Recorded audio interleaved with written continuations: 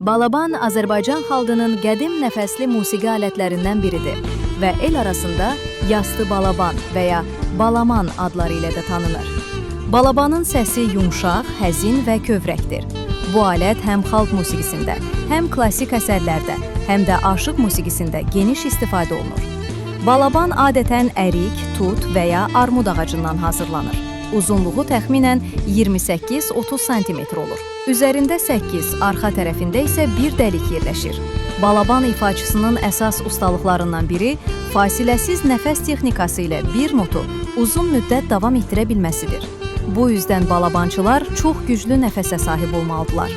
Balabanın adı Dədə Qorqud kitabında və klassik Azərbaycan şairlərinin əsərlərində də çəkilir ki, bu da onun yüzillər boyunca xalqın yaşamında mühüm yer tutduğunu göstərir.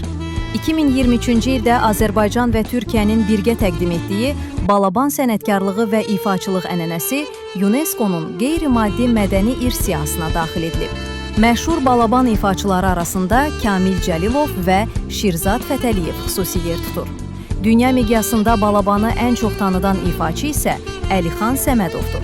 Səmədov balabanı müxtəlif ölkələrdə geniş tanıdaraq, balabanın Azərbaycan mədəniyyətinə məxsus olduğunu sübut etmiş, onun düdük kimi yanlış təqdim edilməsinə qarşı çıxmışdır.